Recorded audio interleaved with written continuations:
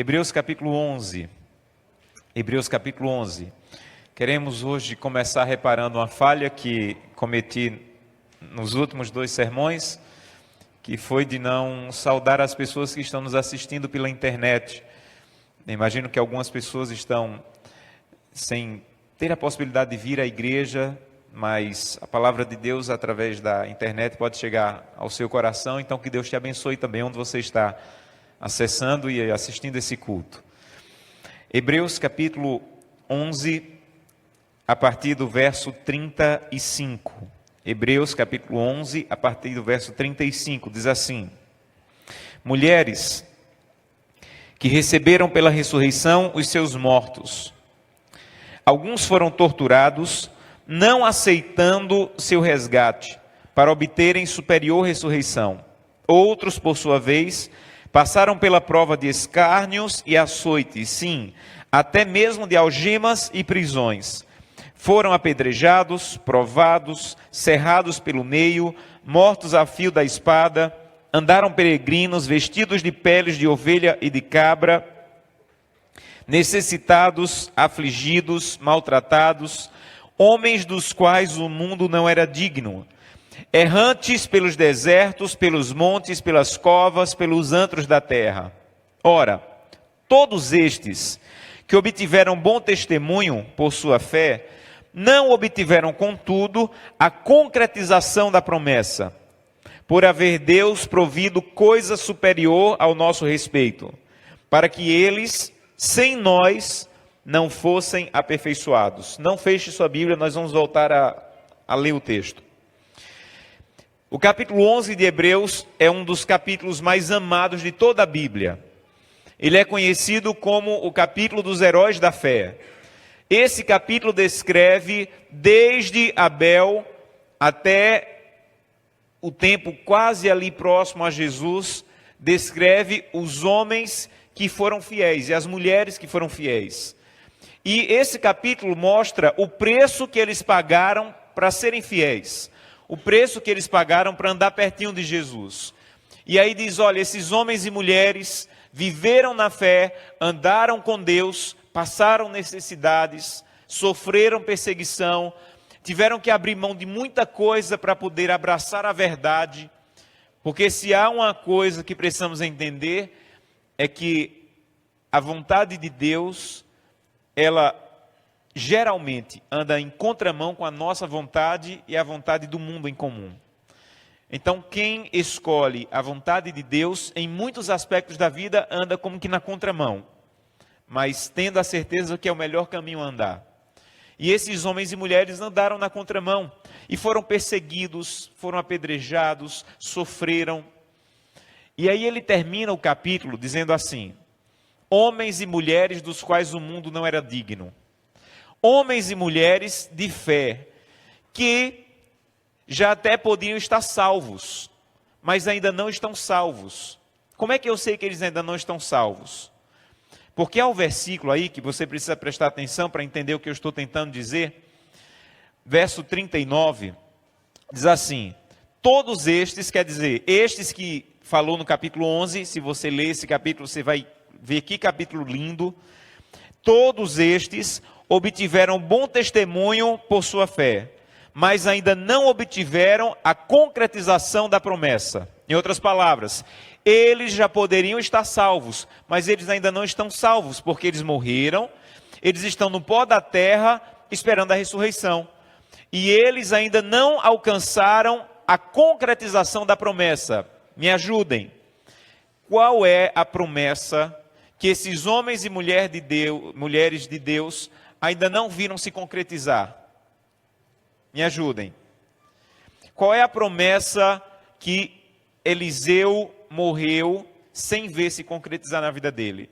Qual é a promessa que Davi morreu sem ver se concretizar na vida dele? Qual é a promessa que Gideão morreu sem ver se concretizar na vida dele? Qual é? A volta de Jesus. Então, a Bíblia diz que esses homens e mulheres já poderiam estar salvos.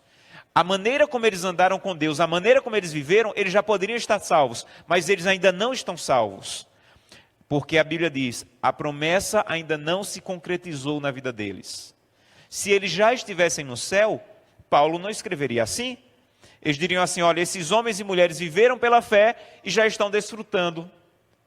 Mas Paulo diz assim: esses homens e mulheres viveram pela fé, mas a promessa ainda não se cumpriu na vida dele, porque eles estão mortos, estão esperando Jesus voltar, para que eles ressuscitem e a promessa se cumpra na vida deles. Então, primeiro ponto que você precisa entender: esses homens de Deus estão dormindo, esperando a ressurreição. O dia em que Jesus Cristo voltar e a grandiosa promessa da vida eterna vai se cumprir na vida deles. Essa é a primeira coisa que precisamos entender. Mas precisamos fazer uma pergunta ao texto bíblico. Por que mesmo andando pela fé, por que mesmo sendo homens e mulheres de Deus, por que a promessa ainda não se cumpriu na vida deles? Por quê? Por que eles já não estão no céu desfrutando da vida eterna? Aí o versículo último do capítulo 11 explica: por haver Deus, por que eles ainda não estão no céu? Por que eles já não estão desfrutando? Aí o verso 40 do capítulo 11 de Hebreus diz: por haver Deus provido coisa superior a respeito de quem? Ao nosso respeito, para que eles, sem nós, não fossem aperfeiçoados, ou não fossem salvos, ou não vissem a completa salvação. Então a resposta de Paulo, de por que esses homens ainda não estão no céu, sabe o que é? É porque nós ainda estamos nessa terra sofrendo. E Deus não tem duas classes de filhos. Esses homens estão esperando quando nós também seremos salvos. Enquanto estivermos peregrinando nessa terra, enquanto estivermos derramando lágrima nessa terra, enquanto estivermos sofrendo nessa terra, eles vão estar também descansando no pó da terra. Então diz assim: Deus decidiu que eles não poderão ser salvos enquanto todos os filhos de Deus não forem salvos. Eles, sem nós, não podem ir para o céu. Então eles estão no pó da terra, esperando a ressurreição, esperando a volta de Jesus, como nós estamos fazendo, vivos, mas também estamos aguardando Jesus voltar. Aqui está uma coisa linda para você entender: Deus não tem duas classes de filhos. No céu não vai ter uma mesa, a Bíblia diz que vai ter uma mesa que vai ser feito o jantar, ou a ceia do Cordeiro. E na mesma mesa que sentar Maria, mãe de Jesus, vai sentar Maria Madalena. Na mesma mesa que sentar Paulo, o perseguidor, vai sentar Estevão, o fiel. Porque quando chegarmos no céu, todos nós seremos filhos, só filhos. Não terão classes diferentes, não teremos status diferentes. Todos seremos filhos. Quando Paulo escreveu o livro de Hebreus, ele não escreveu com capítulos e versículos. Capítulos e versículos foram colocados muito tempo depois. Quando Paulo escreveu o livro de Hebreus, ele escreveu um livro só. Na verdade, toda a Bíblia, nenhum livro da Bíblia foi escrito com capítulos e versículos. Capítulos e versículos foram acrescentados posteriormente para nos ajudar a encontrar. Imagina se eu dissesse para você aí: abra o livro de Hebreus e ache a parte do livro de Hebreus que fala sobre tal coisa. Imagine o tempo que nós gastaríamos para encontrar. Então, para facilitar encontrar, se dividiu em capítulos e versículos. Para encontrar é uma bênção, mas para compreender, às vezes não ajuda. Porque quando Paulo escreveu o capítulo 12, ele queria que você tivesse lido o capítulo 11, porque os dois estão ligados. Quando Paulo escreveu, não existia separação entre o capítulo 11 e o capítulo 12. Ele passa o capítulo 11 inteiro falando de homens da fé, termina o capítulo 11 dizendo que esses homens estão dormindo, esperando Jesus voltar para nos salvar também. Aí ele começa o capítulo 12 com uma palavra. Que palavra é aí na tua Bíblia? Capítulo 12, verso 1. Portanto, na língua portuguesa, a palavra portanto é uma palavra importantíssima. É uma palavra de ligação entre o que foi dito e o que será dito. Então é como se Paulo dissesse assim: você só vai entender o que eu vou dizer no capítulo 11 se você ler o capítulo 12, se você ler o capítulo 11. Você só vai compreender o que eu vou propor no capítulo 12 se você entendeu o que eu propus no capítulo 11. Por isso que ele começa o capítulo 12 dizendo, portanto, sempre que você encontrar essa palavra na Bíblia, contudo, portanto, entretanto, não continue lendo, volte a ler o que você passou. Porque essa palavra está dizendo, você só vai compreender para frente se você compreendeu o que passou, o que veio atrás. Aí ele começa dizendo assim no capítulo 12, portanto, também nós, visto que temos a rodear-nos tão grande nuvem de testemunhas, desembaraçando-nos de todo o peso e do pecado que tenazmente nos assedia, corramos com perseverança a carreira que nos está proposta, olhando firmemente para o autor e consumador da nossa fé, Jesus, o qual em troca da alegria que lhe estava proposta, suportou a cruz, não fazendo caso da ignomínia a que estava e está assentado à destra do trono de Deus.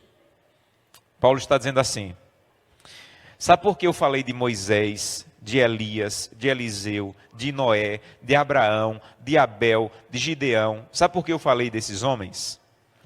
Para que você entenda que eles são testemunhas, para que você na sua jornada veja que o Deus deles é o seu Deus. Por que a Bíblia está relatando história de pessoas? Por um único motivo, não é para contar histórias. É para você entender que qualquer coisa que você venha passar nessa vida, algum servo de Deus já passou no passado. Aprendeu a depender de Deus e teve vitórias. E as vitórias dele são as suas vitórias. Se você perdeu o esposo e você está sofrendo com a dor de enfrentar a vida agora sozinha sem o esposo, você vai lá para o livro de Ruth e você vai ler uma história de duas mulheres que perderam o esposo e como Deus as ajudou a enfrentar. Se você perder um filho e sofre muito pela dor da perda de um filho, você vai lá para o livro de Jó e você vai entender como Jó enfrentou a vida depois que perdeu filhos.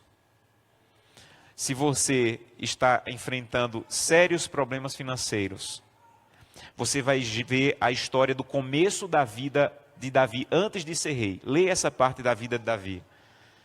Um momento que ele foi morar na caverna, de tão duro que ele estava, de tão quebrado que ele estava, foi morar numa caverna. E você vai entender os salmos que ele escreveu naquela caverna, quando estava quebrado financeiramente.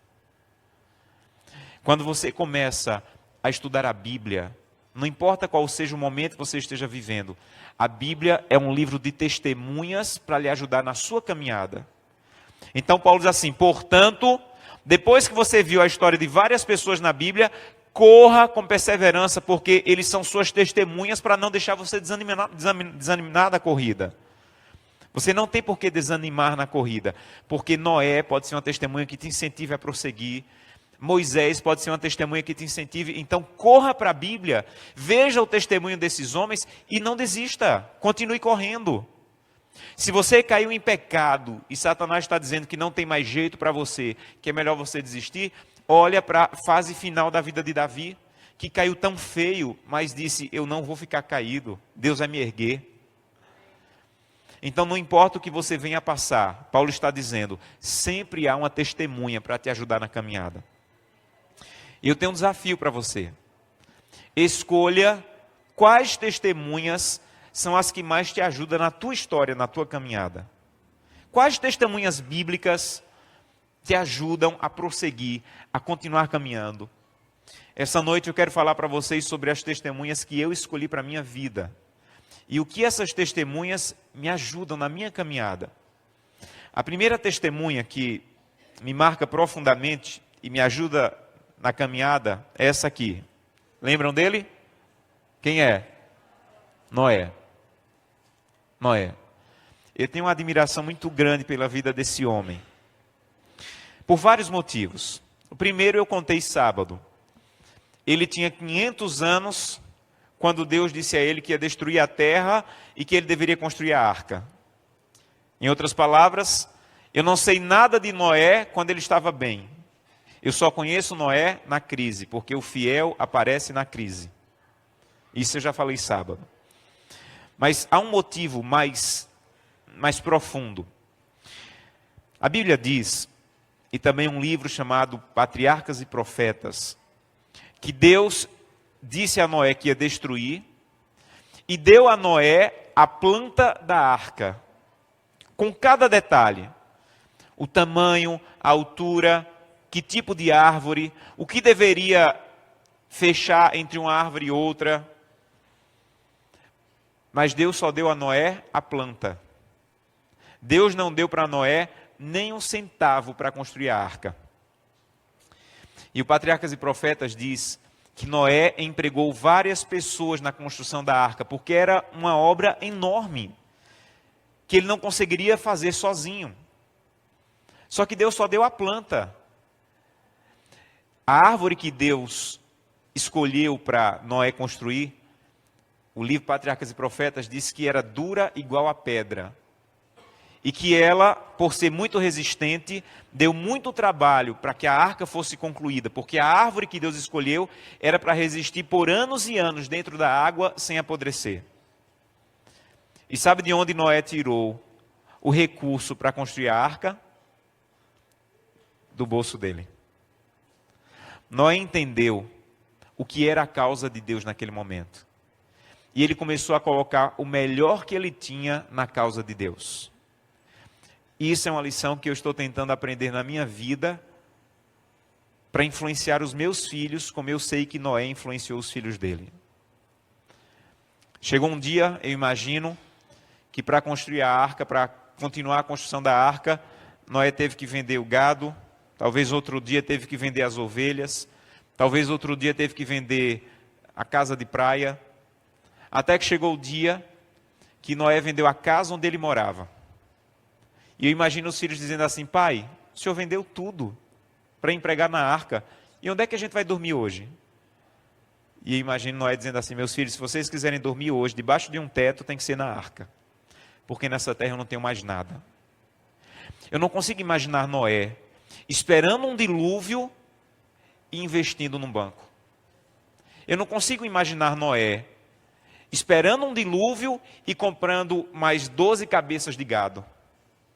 Eu só consigo imaginar um Noé, e o Espírito de Profecia diz isso, que ele empregou todos os recursos que ele tinha na arca. E sabe o que foi que ele fez com isso? Ele tirou o coração dos filhos dele dessa terra e colocou o coração dos filhos dele na arca. E os filhos de Noé foram educados para amar a causa de Deus, para dar o melhor pela causa de Deus, para fazer qualquer sacrifício pela causa de Deus e para entrar na arca. Eu estou criando 2 filhos, e é por isso que eu admiro tanto Noé.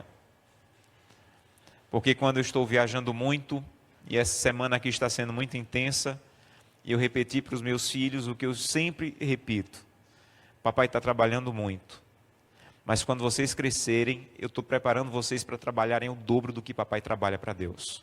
Eu não sei o que é que eles vão ser ainda. Uma coisa eu sei: eu estou preparando os meus filhos para amar a causa de Deus, para dar o melhor pela causa de Deus, para servir a Deus com mais intensidade do que eles me vêm servindo. Por um único motivo: não é porque a causa de Deus depende do pastor Josanã, não é porque a causa de Deus depende dos filhos do pastor Josanã, é porque quanto mais eu amo a causa de Deus, quanto mais eu me envolvo com a causa de Deus, mais eu quero entrar na arca. Quem não se envolve com a causa de Deus, não sente vontade de entrar na arca. E sabem, eu acho que nós já temos amizade suficiente para eu dizer algumas coisas, mas eu temo, com alguns filhos de cristãos adventistas, que têm mais vontade de ir para a Disney do que para o céu. Porque o coração deles está sendo preparado unicamente para essa terra, para coisas dessa terra. Sabe como é que você pode fazer com teu filho queira entrar na arca, queira ir para o céu? Você precisa tirar o coração deles dessa terra e colocar com toda a força o coração deles na causa de Deus. Um dia, uma amiga ia fazer uma festa de aniversário para a filha, e ela mandou um convite para os amigos, e junto com o convite mandou um cofrinho desse de brinquedo. E ela me explicou No convite ela dizia: você é muito especial para a nossa família, você está sendo convidado para o aniversário de Emily, mas o aniversário não vai ser nem na minha casa, nem num clube. O aniversário de Emily vai ser no orfanato. E você não precisa levar dinheiro ou brinquedo para Emily. Ela já tem mais bonecas do que consegue brincar. Você vai levar brinquedo para as crianças do orfanato. E se você não quiser levar dinheiro, não quiser levar brinquedo, coloca dinheiro nesse cofrinho que eu vou comprar brinquedos e vou levar para todas as crianças. Eu não tive a oportunidade de participar desse aniversário porque já estava viajando, mas ela me disse depois. Sabe o que é que essa mãe fez com a filha?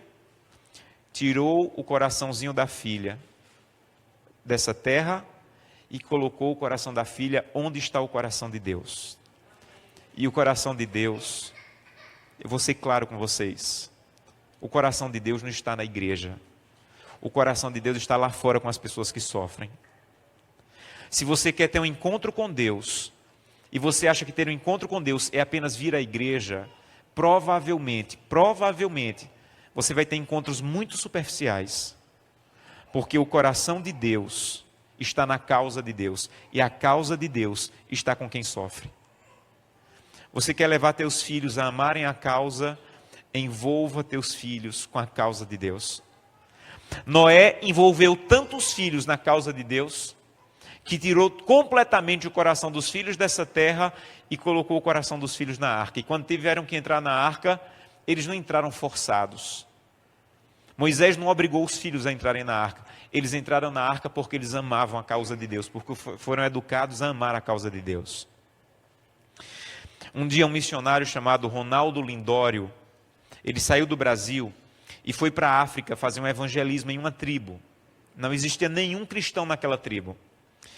E a primeira pessoa que aceitou Jesus Cristo na tribo foi o feiticeiro da tribo. Ele deixou toda a feitiçaria, toda a vida, tudo o que fazia como feiticeiro da tribo e foi batizado e aceitou Jesus Cristo. Esse missionário, a esposa era uma enfermeira, eles construíram uma clínica de saúde na tribo, conseguiram 3 enfermeiros para trabalhar e para ajudar as pessoas, e era a única clínica de quilômetros e quilômetros. As pessoas viajavam quilômetros para serem atendidos nessa clínica. E ele batizou várias pessoas, ele construiu uma igreja, e quando ele viu aquela tribo já com um trabalho bem organizado, ele resolveu viajar para trabalhar em outro lugar. E um tempo depois ele voltou para visitar essa tribo.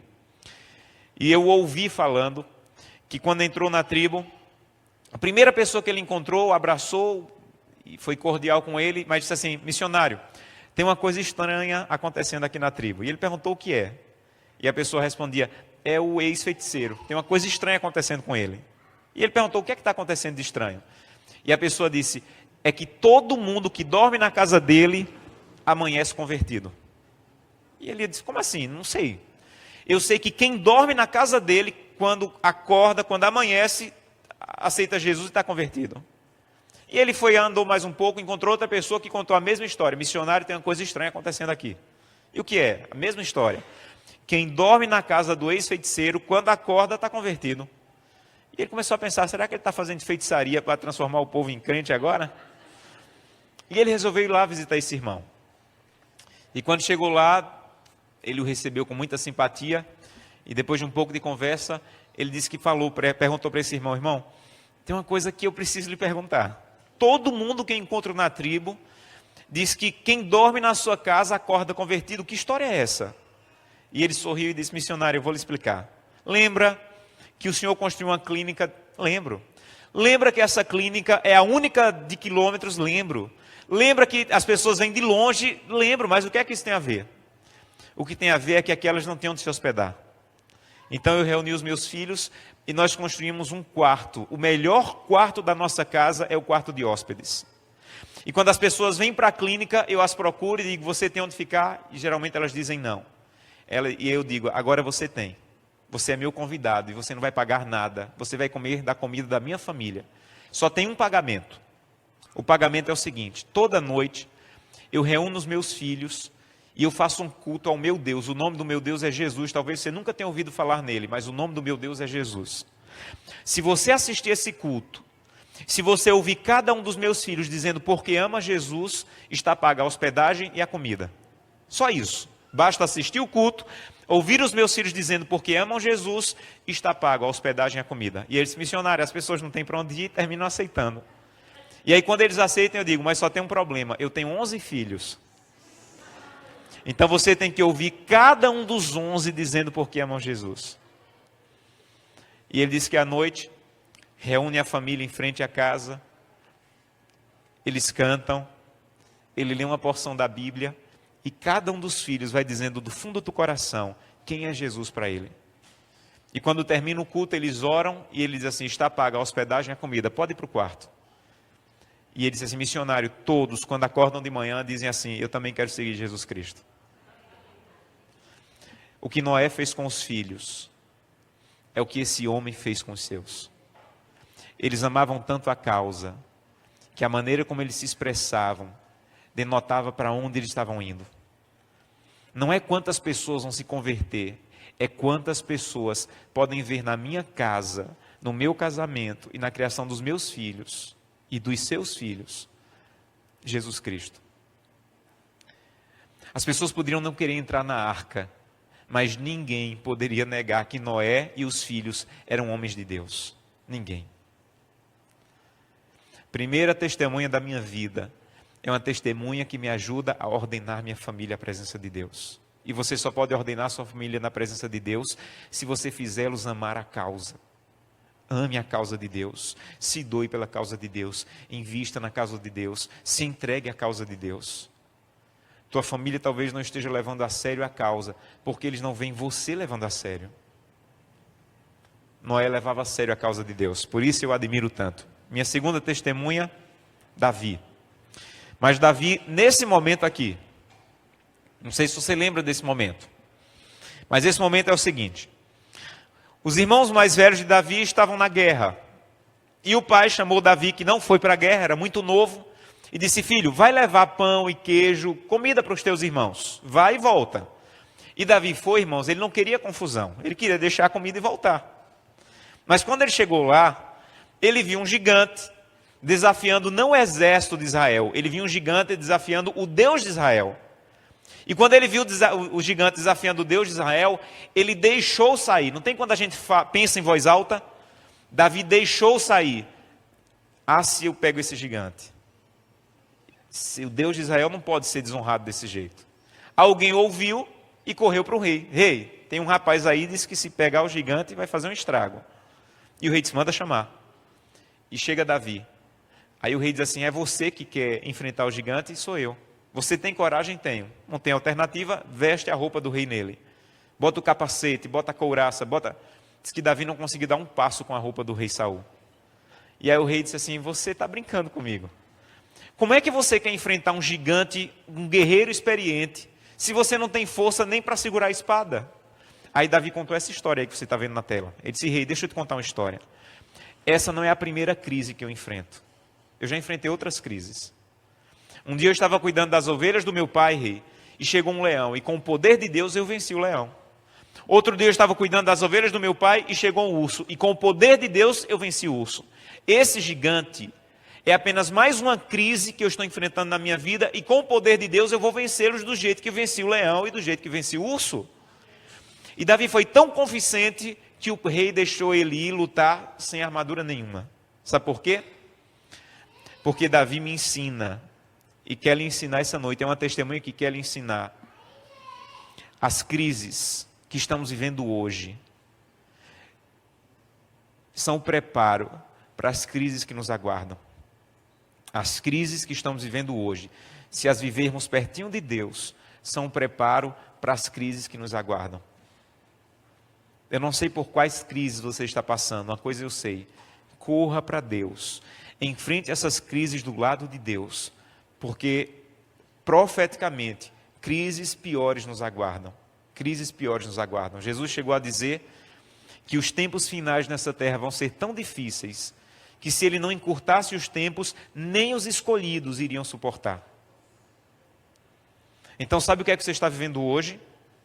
Você está vivendo hoje crises que são um instrumento de Deus para te preparar para crises maiores, para gigantes maiores. Por exemplo, todo dia aqui, todo mundo enfrenta uma crise. A primeira crise do dia. A primeira crise do dia é: saia de casa sem buscar a Deus. Essa é a primeira crise do dia. Saia de casa sem fazer o culto com os teus filhos. Essa é a primeira crise do dia. E se você tropeçar nessa primeira crise, provavelmente você vai tropeçar em todas as outras que aparecerem durante o dia. Por outro lado, se você for vitorioso nessa crise, provavelmente você vai ter vitórias durante o dia. Então, o que Davi viveu é uma miniatura do que nós vivemos todos os dias. Um dia, uma das pessoas da família perdeu o emprego. Reuniu a família e disse assim aos filhos: olha, uma das pessoas da família já não tem emprego, temos que refazer o orçamento, vamos cortar isso, vamos cortar isso, vamos cortar isso, mas vamos continuar sendo fiéis a Deus nos dízimos e as ofertas. Sabe o que ela estava dizendo quando falou isso? Nós estamos enfrentando uma crise, mas a nossa fidelidade não entrou em crise. A minha fidelidade não entrou em crise. Sabe quando um jovem, ele é desafiado pelo professor, que quer fazê-lo ir ao sábado fazer a prova, e ele permanece fiel? E ele às vezes tem até que perder a matéria? Ele diz assim: olha, eu posso até perder a matéria. A matéria na faculdade pode entrar em crise, mas minha fidelidade não entrou em crise. Porque as crises de hoje nos preparam para as crises de amanhã. Eu falei pela manhã, mas alguns de vocês não estavam, que hoje já nos dá a resposta de que decisões nós vamos tomar pertinho da volta de Jesus. Se, por exemplo, sair um decreto proibindo ler a Bíblia, como vários decretos já saíram ao longo da história, é proibido ler a Bíblia. Hoje já temos como saber quem vai ficar firme ou não. Como, pastor? Se você tem 8 Bíblias e não lê nenhuma, eu duvido que você leia se um dia for proibido ler a Bíblia. Se um dia sair um decreto dizendo que é proibido guardar o sábado, e é o que nos aguarda, nós já temos como saber hoje quem vai ficar firme quando esse decreto aparecer. Como, pastor? Se hoje você pode guardar o sábado e você já não guarda, dificilmente você vai guardá-lo se um dia for proibido. Então é como se a história de Davi fosse um exemplo para mim e para você. As crises do passado, pertinho de Deus, nos preparam para as crises maiores que nos aguardam. Quer ver um outro homem que enfrentou crises pertinho de Deus? Outro homem que eu admiro? Daniel.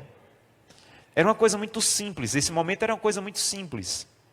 O rei só havia dito o seguinte: durante um período pequeno de tempo, não é a vida inteira, durante um pequeno período de tempo, ninguém pode orar a outro Deus, ninguém. Gente, era muito simples, era só Daniel orar escondido. Eu tenho um amigo que disse que quando alguns cristãos vão orar, por exemplo, num restaurante, eles sentam na mesa e oram assim. Pronto, aí orou. Para ninguém perceber que ele está orando. Daniel podia ter feito isso. Daniel podia ter fechado as cortinas e ter passado um mês orando em secreto. Não é tão bom orar em secreto? Por que Daniel não orou em secreto? Porque ele entendeu que o rei queria destruir um hábito dele. E sabe o que ele disse? É o meu hábito de buscar a Deus 3 vezes por dia que me faz ser quem eu sou. E se for para mudar o meu hábito, eu prefiro ir para a cova dos leões. Se for para mudar o meu hábito de buscar a Deus, eu prefiro ir para a cova dos leões. Sabe? Quando eu tento manter o hábito de buscar a Deus todos os dias, é pensando nesse homem. Porque quando o sono me desafia a não acordar para buscar a Deus, eu penso assim: meu Deus, o desafio de Daniel foi maior. Não era o sono, era um lugar cheio de leões famintos. E ele enfrentou isso e te buscou. Então, Santo Deus, me ajuda a me levantar e te buscar também. O exemplo desse homem me diz que para manter o hábito de buscar a Deus, vale a pena desafiar qualquer coisa, mesmo que a própria vida. Vale a pena. Outro dia uma irmã me procurou, ela havia recebido uma promoção no trabalho e não a aceitou. E todo mundo estava dizendo que ela estava louca, porque o motivo pelo qual ela não aceitou era porque iria acrescentar mais horas de trabalho e ela iria perder o tempo, ia comprometer o tempo que ela buscava a Deus todos os dias e o tempo que ela dava estudos bíblicos. E as pessoas diziam: você está louca, como é que você não vai pegar mais tantas horas por dia, só por causa desse tempo que você busca a Deus, só por causa disso? Sabe o que Daniel disse? Se for para abrir mão do tempo de buscar a Deus, eu prefiro ir para a cova dos leões. Lá eu vou estar mais seguro do que fora sem orar. E eu quero te dizer uma coisa, em nome de Jesus: sem orar, você está mais seguro na cova do leão, orando, do que na faculdade sem orar. Você está mais seguro numa cova de leões, orando, do que na empresa que você trabalha sem orar, como você não ora. Você está mais seguro numa cova de leões do que no trabalho que você exerce sem orar e sem ler a Bíblia. É mais seguro na cova dos leões com Deus do que fora da cova dos leões sem a presença de Deus. É por isso que quando eu saio de casa todo dia, eu preciso buscar a Deus. Porque eu vou enfrentar todo dia eu vou enfrentar desafios. Todo dia Satanás se levanta e diz assim: hoje eu derrubo esse pastor. Todo dia Satanás diz isso: hoje eu derrubo esse pastor. Então eu tenho que dizer: Santo Deus, eu não vou mudar os meus hábitos de te buscar, porque é isso que me mantém fiel, é isso que me mantém de pé. E Daniel não quis abrir mão por nada. Eu acho que provavelmente, se Daniel vivesse hoje, ele diria: eu não vou renovar o Netflix. Eu não vou renovar esse mês o Netflix, porque o Netflix está me tirando tempo com Deus. Eu vou avisar para um monte de pessoas no WhatsApp que eu vou estar indisponível por um tempo, porque o WhatsApp está me tirando a presença de Deus. Provavelmente hoje, Daniel não seria desafiado mais com o decreto do rei. Provavelmente hoje, não existiria decreto do rei, existiria acúmulo de atividades que iriam tirar o tempo dele de buscar a Deus. Última testemunha, e com esse eu concluo. É esse homem aqui. Abraão, para mim, é a maior lição. Depois de Jesus Cristo, é a maior lição da Bíblia. Um dia, quando ele já tinha mais de 100 anos, Deus disse a ele: Abraão, você já me deu suas ovelhas, você já me deu seu gado, você já me deu seus servos, você já me deu seus bens, mas eu quero o seu filho, o seu único filho, aquele a quem você ama. Eu quero que você sacrifique o seu filho. Vejam, Deus não pediu para Abraão matar o filho. Se fosse para matar o filho, Abraão pegava uma faca, ia lá na tenda de Isaac e matava Isaac. Deus não pediu para Abraão matar o filho, Deus pediu para Abraão sacrificar o filho. E Abraão havia passado a vida inteira, ele sabia o que era sacrificar. Ele sabia que sacrificar era amarrar as mãos e os pés da ovelha, cortar o pescoço da ovelha e queimar a ovelha. Isso era sacrificar. Então quando Deus disse assim: Abraão, eu quero que você sacrifique o seu filho, Abraão na hora se imaginou amarrando as mãos e os pés do filho, cortando o pescoço do filho e queimando o filho. E para piorar a situação, Deus disse assim: mas eu não quero que você faça agora. Eu quero que você vá sacrificar o seu filho no monte que eu vou te mostrar. Vá andando e eu vou te mostrar o monte. Está escrito na sua Bíblia, Gênesis capítulo 12 em diante, conta a história. Eu vou te mostrar o monte. E Abraão, nós não conseguimos imaginar o que Abraão passou. Nós não conseguimos. Ele queria contar para alguém, mas contar para quem? Ia contar para a esposa? Ela iria impedir. Ia contar para um amigo? Que amigo ia entender? E ele chamou alguns servos, chamou o filho e disse: filho, vamos, Deus me pediu para oferecer um sacrifício. E Abraão, irmãos, passou 3 dias matando o filho. 3 dias matando o filho aqui e aqui. Na mente e no coração, Abraão matou o filho completamente. Passou 3 dias caminhando para oferecer. Diferente de nós, que às vezes passamos 3 dias perto de Deus para pedir. Nós às vezes passamos 3 dias caminhando para a presença de Deus para pedir: Senhor, me cura, restaura o meu casamento. Abraão não passou 3 dias na presença de Deus para pedir. Ele passou 3 dias na presença de Deus para oferecer. E quando ele chegou em um lugar, ele viu uma luz muito grande em cima do monte Moriá. Quando ele viu aquela luz muito grande em cima do Monte Moriá, ele lembrou que Deus havia dito que iria mostrar para ele onde era para sacrificar. E ele entendeu, é aquele lugar, foi Deus que me falou mesmo. E disse para os servos: fiquem aqui, porque de agora por diante eu vou sozinho. E quando ele estava subindo o monte com o filho, Isaac falou, e o livro Patriarcas e Profetas diz que ele falou com tanta gentileza, com tanta bondade. Ele falou: meu pai. Quando ele falou meu pai, o coração de Abraão desmoronou. Meu pai. E ele falou com tanto jeito, com tanta delicadeza, que Abraão desmoronou. Meu pai, aqui está a lenha e aqui está o fogo, mas onde é que está o cordeiro para o sacrifício? Diz que naquele momento, quando ele falou com tanta gentileza, com tanta bondade, Abraão desmoronou. E ele só teve força para responder: Deus proverá. E quando ele chegou lá no monte, Isaac o ajudou a montar o altar de pedras. E aconteceu isso que eu quero que você leia comigo. Com voz trêmula, Abraão desvendou a seu filho a mensagem divina. Isaac poderia escapar desse destino, se o houvesse preferido fazer. Abraão, já idoso, ferido de pesares, exausto com as lutas daqueles 3 dias terríveis, não poderia ter se oposto à vontade do vigoroso jovem. Isaac, porém, tinha sido educado, desde a meninice, a uma obediência pronta e confiante. E ao seu propósito de Deus manifesto perante ele, entregou-se com voluntária submissão, porque ele agora era participante da mesma fé que Abraão tinha, e sentia-se honrado, sendo chamado a dar a vida em oferta a Deus. Com ternura procurou aliviar a dor do pai, e ajudou o pai, que estava com as mãos desfalecidas, a amarrarem as cordas que o prenderiam ao altar. Quando eles montaram o altar, Abraão disse assim: meu filho, deixa eu te contar, o que é que estamos fazendo aqui? Há 3 dias, Deus me mandou sacrificar nesse monte. Só que ele não me deu o sacrifício, ele disse que o sacrifício era você. E aqui diz que Abraão poderia ter corrido, ele era novo, o pai era idoso.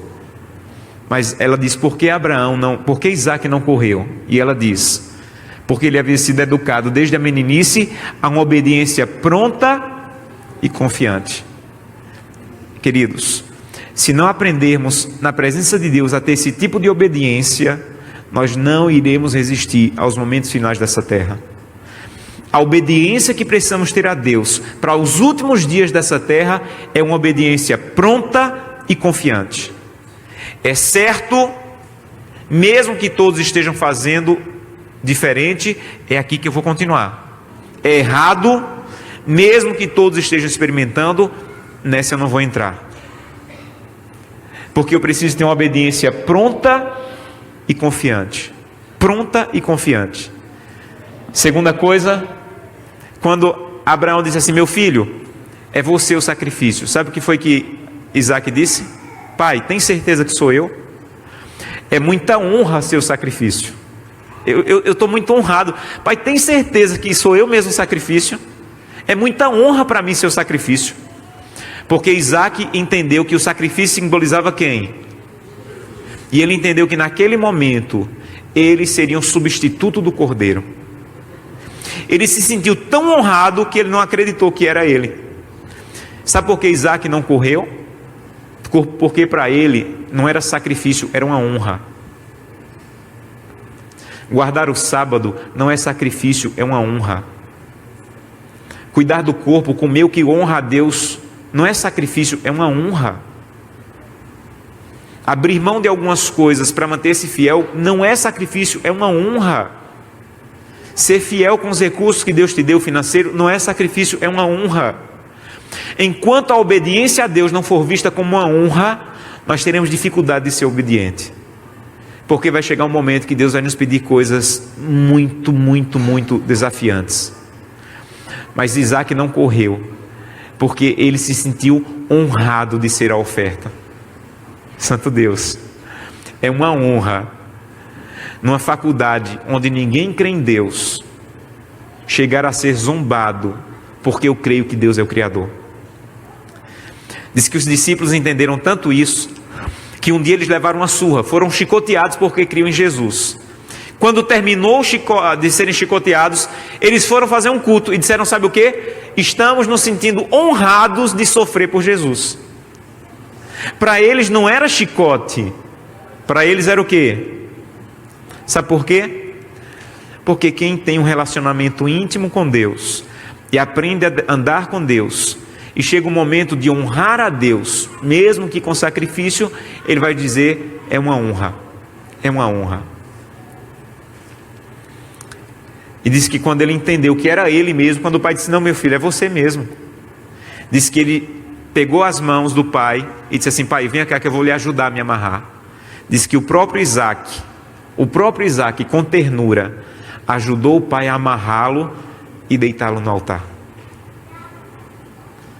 E quando Abraão levantou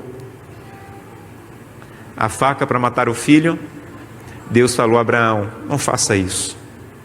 Agora eu descobri quanto você me ama. E nesse momento apareceu o verdadeiro símbolo de Jesus Cristo, o Cordeiro estava ali. E o Cordeiro foi sacrificado. Sabe, quando eu penso em Abraão, e quando eu me vejo como um pai, eu digo, Santo Deus, me ajuda a ensinar isso para os meus filhos. Me ajuda a ensinar aos meus filhos, que vai chegar um momento que eles vão ter que decidir entre a obediência e a vida. Eu falei um outro dia aqui e vou repetir. Profeticamente, nós já estamos no momento de criar os nossos filhos para serem mártires. Profeticamente, precisamos criar os nossos filhos para serem mártires. Profeticamente, você tem que cuidar do teu casamento para o dia que você vai entrar na porta do céu de mão dadas com tua esposa. E se você está criando os teus filhos para ser médico, advogado, pastor, você cria de um jeito. Mas se você está criando os teus filhos para ter esse tipo de decisão, você tem que criar de outro jeito. Se for só para passar no vestibular, não pode chegar atrasado na escola. Mas se você está criando para ter esse tipo de decisão, não pode chegar na escola sem um culto familiar. Porque eu estou criando os meus filhos não é simplesmente para passar no vestibular. Eu os estou criando para ter esse tipo de firmeza que Isaac tinha. O meu casamento, a maneira como eu vivo, tudo precisa estar sendo ordenado para esse momento, para esse tipo de decisão. Essa noite eu não vou pedir que você se coloque em pé, nem que levante a mão. Essa noite eu vou pedir que você converse com Deus e que você reflita nas histórias que você escutou e que você diga, Santo Deus, quem eu sou comparado a esses homens? Mas se a história desses homens está escrita na Bíblia, é para dizer que o Deus deles é o meu Deus, e o que o Senhor fez na vida deles, o Senhor está disposto a fazer na minha. Há uma música dos Arautos do Rei muito linda que diz, não é segredo o amor de Deus, o que fez por outros, por você fará. Não é segredo o amor de Deus.